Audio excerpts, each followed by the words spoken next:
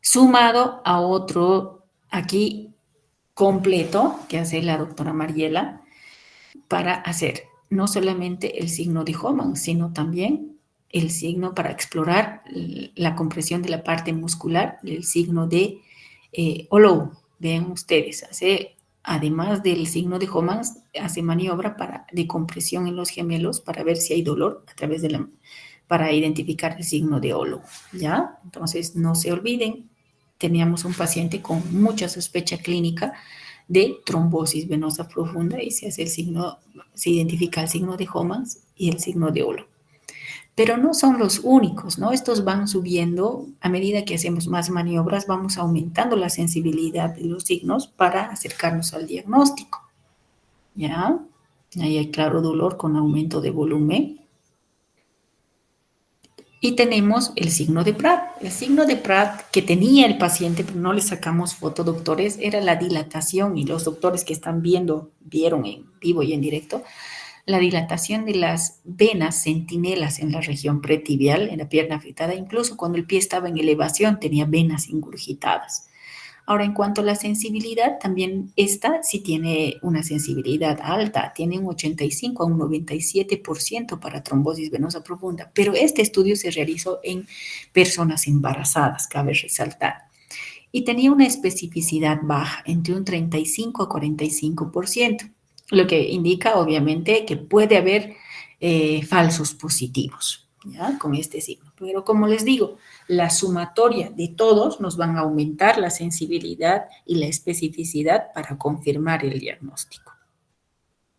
Existe otro signo que no realizamos, el signo de Lowenberg, que consiste en la insuflación con el brazalete en la pierna, ¿ya? Y al presionar con esto, lo mismo que presionar con las manos, se desencadena el dolor. Se ha visto que este también se presenta en casos de trombosis venosa, pero no es sensible ni específico para la detección de esta trombosis venosa profunda.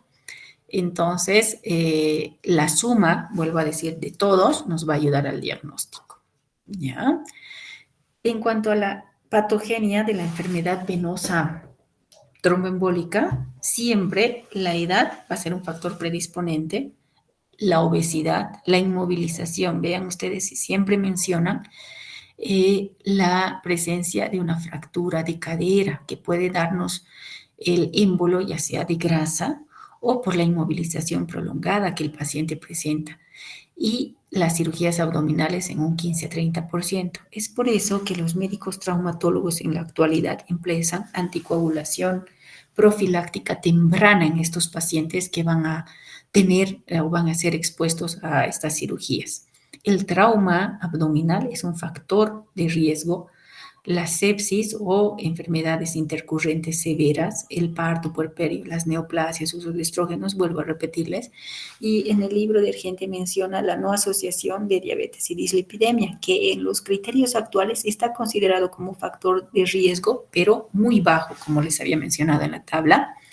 Y condiciones sanguíneas de hipercoagulabilidad, como resistencia a la proteína C. Y de hecho, hemos visto un paciente en la caja petrolera con esta patología que tenía una trombosis en la vena yugular, que está siendo tratado y anticoagulado también, hiperhomocistinemia, otra enfermedad, antitrombina 3, anticuerpos antifosfolípidicos y anticoagulante lúpico, ¿ya? ¿Qué pasa cuando se tapa una arteria? Cuando se produce la embolia. Nos dice la literatura que existe el infarto pulmonar como tal, que vamos a ver, en realidad es infarto se llama porque hay un fenómeno de isquemia, de hipoxia, no realmente un infarto, sino más bien una hemorragia, y esta obviamente condicionaría una hipoxia, es por eso que se le da el nombre de infarto, ya que esto interviene, al haber hipoxia, interviene en el intercambio gaseoso normal, y van a ver cómo esto incurre en el compromiso cardiovascular, sobre todo la parte pulmonar, la circulación pulmonar está netamente relacionada con la circulación del corazón derecho, ¿no? Ustedes saben que la mayor parte, la irrigación propiamente del pulmón, está dada por una rama, las ramas de la arteria aorta, que son las arterias bronquiales. Estas son las que dan vitalidad al pulmón. Ahora bien, en cambio las arterias pulmonares llevan sangre desoxigenada, que al hacer anastomosis o en los alvéolos van a producir el intercambio gaseoso y a través de las venas pulmonares que ya van a llevar sangre oxigenada a las cavidades izquierdas, van a producir este fenómeno fisiológico normal. ¿Ya? Eso es lo que pasa en la normalidad. Se lleva la sangre a través de la arteria pulmonar, pero sangre sin oxígeno. A través de los capilares pulmonares llegan a los alvéolos, se produce la oxigenación y esta a través de las venas pulmonares llega a la cavidad izquierda ya con sangre oxigenada. Pero básicamente la irrigación del pulmón está dada por las arterias bronquiales, rama de la arteria aorta, y en mínima cantidad, diríamos en un 20%, está dada por las arterias pulmonares, en mínima cantidad. Entonces, cuando se produce, y ahí existen anastomosis, un émbolo en la circulación venosa, esta obstruye el paso de sangre hacia los capilares pulmonares, activando fenómenos inflamatorios que habilitan automáticamente la circulación bronquial, que se hace prominente. Pero esta circulación bronquial, al provenir de las cavidades izquierdas, tienen mayor flujo, mayor impacto, lo que produciría un edema intersticial, la extravasación de sangre hacia los alvéolos, lo que explica un edema alrededor con sangre. Entonces el paciente empieza a tener disnea, empieza a tener dolor torácico, porque precisamente esto empieza en la periferia del pulmón, con émbolos pequeños periféricos, hasta irse aumentando y abarcar toda la circulación. Y explica además la hemoptisis, ¿no? La expectoración hemoptoica y la hemoptisis. ¿Pero qué condiciona esto? Cuando tenemos nosotros un vaso pulmonar, este tiene dos ramas y cuando se obstruye una de ellas, el flujo sanguíneo a través de este va a disminuir. Los alvéolos van a permanecer todos ventilados, o sea, acá la falla no está en la ventilación, sino en la circulación. Y cuando produce obstrucción en algún sentido, el paso de sangre a través de este vaso obstruido va a ser menor, aunque los alvéolos estén oxigenados en bastante cantidad, diríamos, de manera normal. El paso de sangre que pasa, la oxihemoglobina, se va a oxigenar adecuadamente, pero el paso de la sangre, el volumen sanguíneo es mucho menor, lo que condiciona igual hipoxia. Ahora bien, ¿qué pasa con esta sangre que no pasa por el vaso obstruido? Va en sentido por la otra rama. Existe un aumento en el flujo sanguíneo. La ventilación permanece, pero aquí falla la ventilación. ¿Por qué? No porque haya alvéolos obstruidos, sino porque la cantidad de sangre que está llegando a esos alvéolos para intercambiar oxígeno es mucho mayor, cosa que el número de alvéolos oxigenados es mucho menor para la demanda sanguínea que existe. Entonces, igualmente llega la sangre con menos oxígeno y esto explica la hipoxia que se produce en esta parte. Aumenta el espacio muerto de ambas por los dos mecanismos y se produce hipoxemia. ¿Ya? Pero además hay un efecto cardiovascular. Acuérdense que ustedes, la circulación venosa a través de la vena cava superior y la vena cava inferior lleva la sangre a las cavidades derechas, sangre sin o desoxigenada, de la aurícula derecha pasará al ventrículo derecho, a la arteria pulmonar y a través de esta a toda la circulación pulmonar para producirse el intercambio gaseoso, formar las venas pulmonares que van a llevar ya la sangre oxigenada a la aurícula izquierda, al ventrículo izquierdo y de ahí por la aorta a toda la circulación sistémica.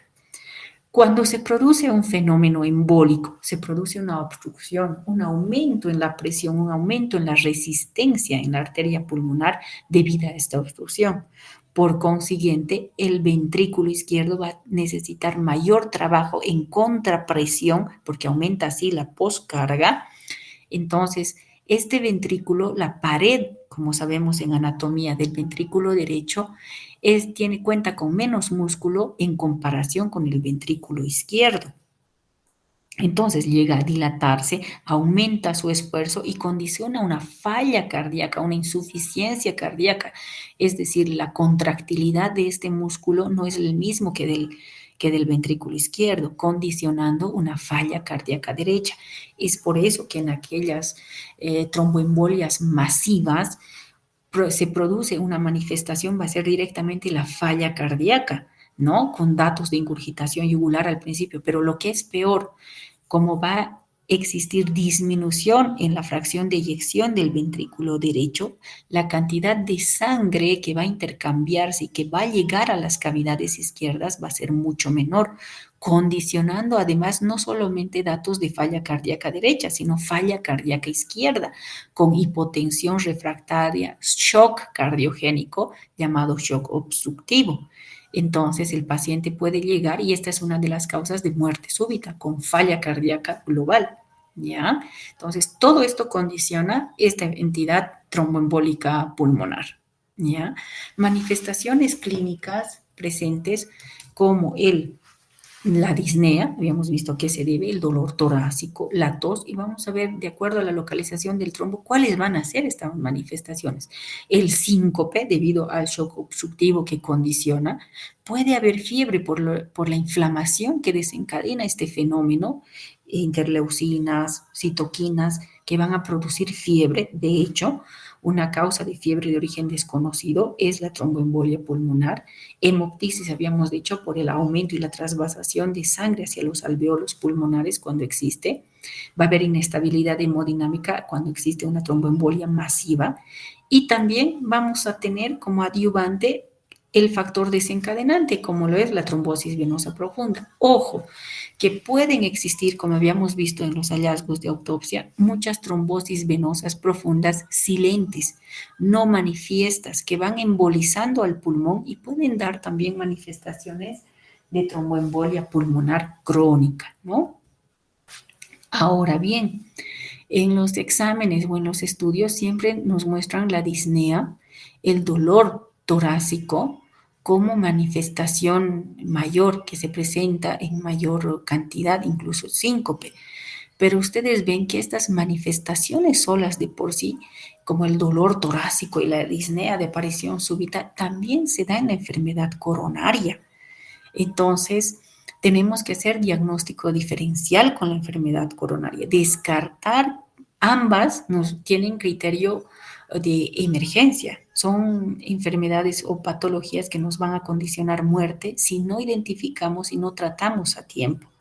Entonces, todo paciente con dolor torácico, disnea, siempre debemos sospechar, además de enfermedad coronaria ahora, también enfermedad venosa pulmonar. O sea, los dos sistemas, tanto cardíaco y pulmonar, pueden dar la misma sintomatología y deben ser identificadas a tiempo para ser tratadas. ¿Ya? Bien, dentro de los síntomas, como por ejemplo la presencia de disnea de inicio súbito, dolor torácico pleurítico. ¿Qué quiere decir dolor pleurítico? Un dolor que aumenta, puede presentarse como dolor súbito en puntada de costado que aumenta con la inspiración. Esto sobre todo se presenta cuando el TEP es periférico, está muy cercana a la pleura. Entonces, y como ustedes ven, ahora tenemos un tercer diagnóstico diferencial, como ser las pleuritis infecciosas asociadas a cuadros de condensación por neumonía. El paciente, obviamente, si se está infartando el pulmón o el corazón, que va a tener diaforesis, puede llegar a tener accesos de tos en los TEPs periféricos, hemoptisis, puede llegar con trastorno de conciencia, como es el síncope, ¿ya? Y como signos tendremos taquipnea, taquicardia, signos de trombosis venosa profunda, puede estar febril el paciente, cianótico. Entonces, acá con estos signos de por sí solos podemos pensar en una enfermedad coronaria, en una enfermedad tromboembólica venosa o inclusive en un cuadro infeccioso masivo. Entonces, los diagnósticos diferenciales van a estar ahí mientras ustedes vayan buscando más datos para identificar la causa subyacente. ¿Ya? Los datos de cianosis, síncope, colapso cardiocirculatorio, es decir, paciente hipotenso que ha llegado con alteración de conciencia, con pérdida súbita de conciencia, nos habla de colapso circulatorio. Esto se da en TEPS masivos, ¿ya? En cambio, el dolor pleurítico, los accesos de tos previos, presencia de hemoptisis, se dan en aquellos TEPS que comprometen la pleura, en los TEPS no masivos, ¿ya? Aquí tenemos, por ejemplo, un paciente ya con falla cardíaca derecha, con ingurgitación yugular. Entonces, los datos de falla cardíaca derecha, como el desdoblamiento del segundo ruido, aumento en la intensidad del segundo ruido, falla cardíaca derecha, asociados a signos de trombosis venosa, nos van a inducir a pensar en una enfermedad tromboembólica venosa pulmonar. Acá, en forma gráfica, los TEPS periféricos, o sea, los TEPS que se quedan, cuando los trombos se quedan en vasos distales, se van a manifestar por alteración en la pleura, dolor pleurítico que va a irritar a los receptores J de la tos, por lo tanto va a haber tos, va a haber hemoptisis. A diferencia de los TEPS en troncos principales, por ejemplo, en la arteria pulmonar propiamente dicha, donde va a presentar el paciente, obviamente, cianosis, todo el pulmón se está infartando, va a presentar síncope, no solo por falla cardíaca derecha, sino izquierda, por el shock obstructivo que les había dicho. Va a haber colapso cardiocirculatorio. Entonces, el encontrar estos datos diferenciales ya nos ayuda a decir dónde puede estar ubicado el émbolo, si es un TEP periférico que me da tiempo para actuar. Ambas son una emergencia, pero de repente esta necesita un tratamiento inmediato con lisis in situ inmediato, ¿no? Y la triada clásica de dolor torácico, hemoptisis y disnea, así los tres, se presenta en el 15% solamente de los pacientes, ¿ya? Puede haber manifestaciones inusuales. Por ejemplo, un paciente que tenga enfermedad embólica venosa, pero con accidente cerebrovascular, con un SB. Y esto se da en casos de embolia paradójica, cuando existe comunicación interauricular por defectos tipo ostium primum o ostium secundum, donde se pasa de la circulación derecha, de la aurícula derecha, a la parte izquierda y este émbolo va por la aorta hacia la circulación cerebral, ¿no? Entonces puede ser una manifestación clínica inusual cuando no encontramos otro factor de riesgo para stroke como fibrilación auricular, cardiopatía chagásica, etcétera, o enfermedad arterial carotidia. Tenemos esta otra opción, a veces no pensada, que es una embolia paradójica, que el émbolo venga de la circulación venosa.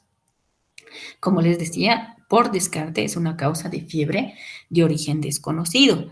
También puede manifestarse por dolor abdominal y pelviano no diagnosticado, que no sea de causa quirúrgica. Entonces, son manifestaciones inusuales que debemos pensar. Ahora, ¿a qué llamamos inestabilidad hemodinámica? Porque el paciente puede llegar, ya sea en paro cardíaco de causa no coronaria, ¿no? Paciente por el shock obstructivo. Y llamamos inestabilidad hemodinámica a aquel paciente que presenta una presión arterial sistólica menor de 90, que no responde o que se mantiene solamente con el uso de vasopresores o quizás no responda al mismo. Y hay datos de hipoperfusión como alteración en el llenado capilar, frialdad periférica. Es un paciente con inestabilidad hemodinámica. O aquel paciente que presenta hipotensión persistente. El paciente no se explica por otra causa y el paciente está hipotenso. Ven al paciente, van a las salas y tiene presión, qué sé yo, de 80, 50, 80, 50, 80, 50, refractaria, y no hay causa para esa hipotensión. Entonces debemos pensar en esta enfermedad, ¿no? Obviamente descartando otras causas más frecuentes de hipotensión, como son las taquiarritmias, la hipovolemia, por ejemplo, en un paciente con shock hipovolémico por sangrado digestivo oculto, etcétera, o por un cuadro infeccioso como la sepsis, que nos va a dar también datos de hipotensión, ¿no? Pero de diferente etiología y de diferente mecanismo fisiopatológico. Y para esto tenemos, para ayudarnos más al diagnóstico, aparte de los datos de trombosis venosa profunda, para la sospecha de tromboembolia pulmonar se ha creado los criterios de Wells, que ustedes van haciendo en una tabla y que cada cada acápite tiene su respectivo puntaje que a medida que se va sumando, va aumentando el riesgo de nuestra sospecha, ¿ya? Entre ellos se toma en cuenta la presencia de signos clínicos de trombosis venosa profunda, que ustedes ya saben, diagnósticos alternativos que no sean trombosis de enfermedad tromboembólica pulmonar. La taquicardia con 100 latidos por minuto nos aproxima con 1.5 puntos. La inmovilización, el antecedente de inmovilización prolongada más de 4 semanas o 4 semanas también. La presencia, como en el paciente, de una trombosis venosa previa nos aumenta el puntaje. La presencia de hemoptisis o que el paciente esté diagnosticado con una neoplasia activa nos aumenta el puntaje. Y es así que nos dice un riesgo elevado mayor a 7 puntos, de 2 a 6 puntos un riesgo moderado, ¿ya? O de 0 a 1 un riesgo bajo. Entonces, o de 0 a 4 puntos improbable, o más de 5 que realmente es probable esta entidad. Ahora, en cuanto a la escala de Wells, esta es utilizada en el servicio de emergencias y de urgencias para establecer la sospecha de tromboembolia pulmonar por su especificidad, porque si no está presente, descarto la enfermedad, o sea, tiene alta especificidad. Pero no podemos utilizarla como herramienta diagnóstica porque tiene baja sensibilidad. O sea, al tener baja sensibilidad no me ayuda a confirmar la enfermedad, pero sí me sirve para descartar la enfermedad. Entonces, por eso utilizamos la escala de Wells en las salas de emergencia, incluso en las salas comunes. Otra, habíamos mencionado que como causantes de trombosis están factores hereditarios de hipercoagulabilidad, factores adquiridos como la edad, hospitalización, embarazo, uso de estrógenos, anticonceptivos orales, terapia de reemplazo, etc. Pero también en un 5% están las neoplasias activas, ¿ya? Tanto es así que Trousseau vio que en algunos pacientes había una tromboflebitis, no solamente una trombosis, sino una flebitis migratoria y que se asociaba en muchos de los casos a neoplasias que se manifestaban o se diagnosticaban mucho después y a esto llamó el síndrome de Trousseau. Es decir, la tromboflebitis migratoria sin causa, como por ejemplo los factores de riesgo mencionados y que se presenta en un paciente, se corresponde a un fenómeno paraneoplásico. En otras palabras, todo paciente con enfermedad tromboembólica venosa cuya causa no haya sido identificada es una neoplasia oculta hasta demostrar lo contrario, es decir, se debe hacer un screening neoplásico. ¿Y cuáles son las neoplasias que generalmente se asocian? Son aquellos tumores mucinosos y más frecuentemente localizados en el páncreas, el pulmón, la mama, el ovario y la próstata. En algunos casos, inclusive a los gliomas. Es decir, todo paciente con trombosis venosa profunda, cuya etiología no ha sido bien demostrada, es un síndrome paraneoplásico hasta demostrar lo contrario. ¿Y en dónde vamos a buscar la neoplasia? Ya sea con marcadores, estudios imagenológicos en el páncreas, pulmón, mama, ovario, ¿ya? Inclusive el cáncer colorectal. Entonces, son trombosis que además son recurrentes, ¿ya? Puede haber en las extremidades superiores inclusive. Y como les decía, esto ocurre por la presencia de un cáncer que generalmente en algunos casos está oculto, ¿ya? Ahora, tenemos también fenómenos trombóticos asociados a enfermedades infecciosas y con esto termino. La misma clase, este tema en realidad, yo lo había dado el año 2020, en plena época de pandemia. De hecho, he visto, creo, mi clase en YouTube, entonces ahí estoy todavía con disfonía porque justamente cuando di la clase yo estaba cursando con el COVID.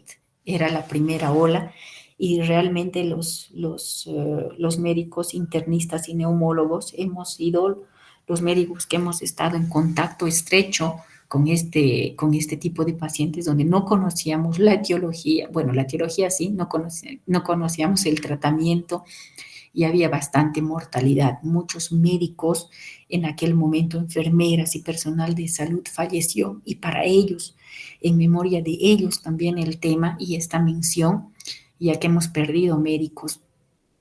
Y en aquel momento no sabíamos que, pensábamos que solamente era una infección que afectaba al pulmón, solamente al pulmón. Y posteriormente ya en los simposios que daban a nivel mundial eran abiertos las charlas que hacíamos por vía virtual. Era increíble, doctores, donde médicos, podíamos llegar a contactarnos con médicos de Australia, de Europa, de Estados Unidos, y todos compartían conocimiento. Los webinars se abrían para millones de médicos, era increíble, donde podíamos participar y preguntar.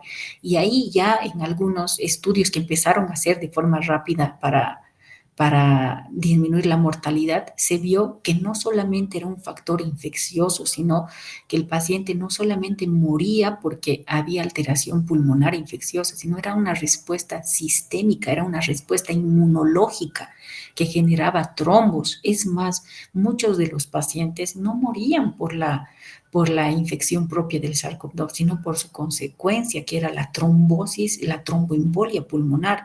En muchos de los pacientes intubados morían. Y de hecho salió ahí una, ¿qué les digo? Una creencia que el paciente intubado se moría, y era cierto. Los pacientes, los familiares de pacientes no querían que intubemos al paciente porque se moría, porque nosotros pensábamos que el síndrome de distrés respiratorio era netamente pulmonar, y al corregir la parte pulmonar obviábamos la parte trombótica y el paciente hacía una embolia masiva y era la causa de muerte. Y es así que en aquel momento se vio una incidencia del 20 al 30% de las complicaciones trombóticas en aquellos pacientes que ingresaban a la UCI. Y estos eran causados por émbolos, por trombosis pulmonar, por embolia pulmonar. Y esto se asoció a fenómenos de inmunotrombosis, así se llamó, inmunocluts, ¿no? Émbolos o trombos formados por reacción inmunológica con los receptores AC2, que no solamente estaban en los neumocitos, sino en todo el endotelio, y que se asociaba mucho a aumento del dímero D, que vamos a ver a qué se refiere, qué es el dímero D, y que la presencia de este dímero D alto en cifras muy elevadas nos indicaba mayor mortalidad del paciente. Entonces, en los webinars nos decían, no es solo una infección, no solo tenemos que combatir la infección, existe fenómeno de coagulabilidad, anticoagulen a los pacientes, anticoagulen eran los mensajes. Entonces empezamos, aparte, como no había tratamiento, anticoagular a los pacientes, ¿no? Por este fenómeno de trombosis que existía. De hecho, seguramente mucho se descubrió con los exámenes post-mortem en las autopsias, de ahí salió el dato. Los estudios observacionales en estos pacientes informaron altas tasas de trombosis venosa y embolismo venoso, hasta un 25%, imagínense la cuarta parte, ¿ya? Los TEPS, además, en estos pacientes con TEP, la presencia de trombosis venosa profunda concomitante por varios fenómenos. Por primero, porque estaba el paciente inmovilizado, y aparte por el fenómeno inmunológico, se asociaba a se alcanzaba un 35 a 45% de los pacientes, y 20% de estos pacientes con tromboembolia pulmonar presentaban además trombosis venosa que no se había diagnosticado. ¿Ya? Y se observaron una incidencia de trombosis venosa profunda en el 13% y en 10 de los pacientes que tenían COVID-19. Y ahí se empezó ya con estos estudios observacionales, miren, tantos y todos en la terapia intensiva, pero si iban, los pacientes que ingresaban a terapia se morían, doctores. Entonces, el 58%, la mitad de las necropsias, se vio que había trombosis venosa profunda, no sospechada. Y de estos, 33% habían muerto porque además habían hecho una embolia pulmonar masiva, ¿ya? La incidencia que ya les había dicho alcanzaba un 35 a 45%, 20% de los pacientes con tromboembolia pulmonar presentaban trombosis venosa que no se había diagnosticado porque obviamente no sospechábamos de esto, y la mortalidad evidentemente era alta, ¿ya? Acá voy a quedar, doctores, para la siguiente clase. Espero no tener la interrupción del compartir pantalla. Así es que los veo el día miércoles. No lo sé si de forma, por el frío tal vez de manera virtual, pero sí su seminario es de forma presencial. y ahí vamos a hacer una sesión de preguntas para que no quede duda. Muy buenos días, doctores. Pueden retirarse, supongo, a sus clases teóricas. Muchas gracias, doctora.